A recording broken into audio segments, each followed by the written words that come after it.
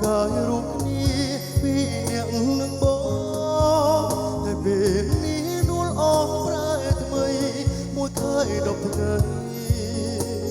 ស្រីនេះភ្លេចសូនីយាតែបងនៅចាំទូអូនព្យាយាមបងភ្លេចបញ្ញាពីឆ្លងកាត់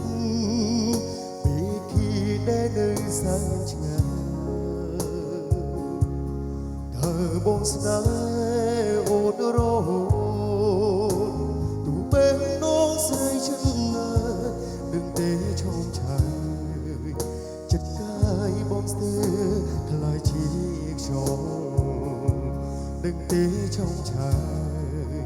ចិត្តកាយបងស្ទើរខ្លាយជាខ្យល់នឹងទេឈោមឆាយចិត្តកាយបងស្ទើរខ្លាយជា